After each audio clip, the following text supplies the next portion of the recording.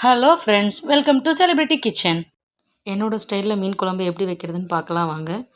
சட்டி காஞ்சதும் எண்ணெய் ஊற்றி அதில் 2 பூண்டு போட்டு ஒரு 5-6 பல் பூண்டு போட்டுட்டு ஒரு 20-25 வெங்காயம் போட்டு நல்லா வதக்கிட்டு, நல்லா வெங்காயம் வந்து ரொம்ப மீடியம் ஃப்ளேம்லேயே வச்சு வதக்கணும். நல்லா வதங்குற அளவுக்கு இது பண்ணதுக்கப்புறம் பாதி வதங்கி இருக்கும்போது அதிலேயே மிளகு, கொஞ்சம் சீரகம் 1 ஸ்பூன் அளவுக்கு அந்த மாதிரி போட்டு அதிலேயே வதக்கிக்கணும்.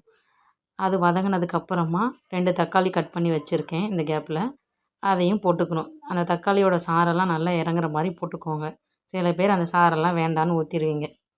தக்காளி விலை ஜாஸ்தி விற்கிது இல்லையா, அதனால தான். இதனால் நல்லா போட்டு வதங்கினதுக்கப்புறமா தேங்காய் வந்து ஒரு 3 ஸ்பூன் இல்லை 4 ஸ்பூன் அளவுக்கு எடுத்துக்கோங்க. அதுக்கப்புறமா அதையும் போட்டுட்டு சிம்மில் வச்சு வதக்கிக்கோங்க.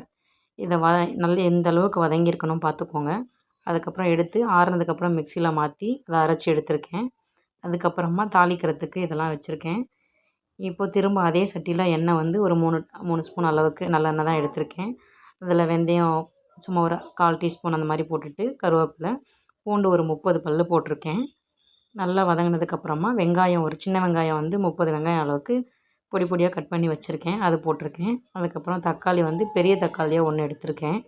நீங்கள் சின்னதாக இருந்தால் 2 கூட எடுத்துக்கலாம். இது நல்லா வதங்கினதுக்கப்புறம் மஞ்சத்தூள் அதை போட்டு வதக்கிட்டு, அதுக்கப்புறம் அதிலே பாதி அளவுக்கு உப்பு சேர்த்துருக்கேன், தக்காளி வதங்குற அளவுக்கு. அதுக்கப்புறம் ஏற்கனவே அரைச்சி வச்சதை சேர்த்துக்கிறேன். இதை நல்லா கிண்டுன்னு கிண்டிக்கணும். ஏன்னா அப்போ தான் அதில் உள்ள எசன்ஸ் எல்லாம் இறங்கும். கொஞ்சம் நல்லா வதங்கினதுக்கப்புறமா நம்ம மிளகாத்தூள் இதெல்லாம் சேர்த்துக்கலாம். மல்லித்தூள், உப்பு மீதி உள்ளதையும் சேர்த்துக்கிட்டேன். அப்புறம் மிளகாத்தூள், அப்புறம் சாம்பார் பொடி கொஞ்சமாக, அதுக்கப்புறமா குழம்பு மிளகாத்தூள் வந்து ஒரு 1/2 ஸ்பூன் வீட்டில் செஞ்சது அந்த மாதிரி. இதெல்லாம் சேர்த்து நல்லா வதக்கிக்கணும். அதுக்கப்புறம் அந்த ஏற்கனவே அரைச்சி வச்சுருந்தோம் இல்லையா, அதில் உள்ள தண்ணியவே ஆட் பண்ணிக்கலாம். வேஸ்ட்டாக கீழே ஊற்ற வேண்டாம், அதுவே நல்லா டேஸ்ட்டு கொடுக்கும். அதனால் இது நல்லா கொதித்து வர வரைக்கும் வச்சுக்கிட்டு, அதுக்கப்புறமா புளி வந்து ஒரு லெமன் அளவுக்கு கரைச்சி எடுத்துக்கிட்டேன், அதையும் போட்டிருக்கேன். 2 மிளகாய் வந்து அந்த கொதிக்கும் போது சேர்த்துக்கிட்டேன். ரொம்ப நேரம் முன்னாடி போட்டோம்னா மிளகா உள்ளே இறங்குனா காரம் ரொம்ப இருக்கும், அதனால் நான் லாஸ்ட்டில் தான் சேர்த்துக்கிறேன். நல்லா கொதித்து வந்ததுக்கப்புறமா அடுப்பை சிம்மில் மாற்றிக்கிட்டு கொஞ்சம் நேரம் கொதிக்க விட்டுக்கணும். மீன் வந்து ஒன்றா சேர்க்க ஆரம்பிச்சிடலாம். எல்லா பக்கம் எங்கெங்கே கேப் இருக்கோ அங்கங்கே போட்டுக்கோங்க. எல்லாத்தையும் ஒரே இடத்துல போட்டுறாமல், எல்லாம் ஒரே இடத்துல போட்டால் நம்ம எடுக்கும்போது எல்லாம் உடஞ்சிரும். இன்னொன்று ஒன்றோடி போடுறதுனால எடுக்கும்போது அப்படியே கசகசன்னு ஆயிரும், மீனே தெரியாத மாதிரி. இப்படி போட்டால் தனித்தனியாக மீன் தெரியும், அதுக்காக தான். நான் ஒரு 10-15 மீன் எடுத்திருக்கேன். இப்போ போட்டதுக்கப்புறமா 5 மினிட்ஸ் கொதிக்க வச்சுருக்கேன், சிம்மிலேயே வச்சு. அதுக்கு மூடி போட்டு வச்சு. அதுக்கப்புறம் இப்படி தான் இருக்குது, பாருங்கள் எப்படி இருக்குதுன்னு. மீன் உடையாமல் இந்த மாதிரி இருக்குது. ஓரமாக கிண்டி விட்டுட்டு அப்படியே வச்சிடணும்.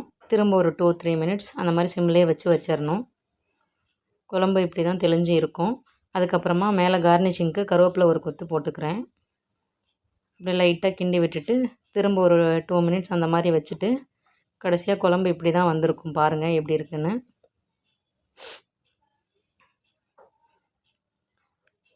இதுக்கப்புறமா குழம்பு இப்போ நமக்கு ரெடி ஆகிடுச்சு, நம்ம எடுத்துக்கலாம். இந்த மாதிரி தான் லாஸ்ட்டாக குழம்பு இருந்துச்சு. நான் ஃபிஷ் ஃப்ரை பொரித்து எடுத்திருக்கேன். இதுக்கு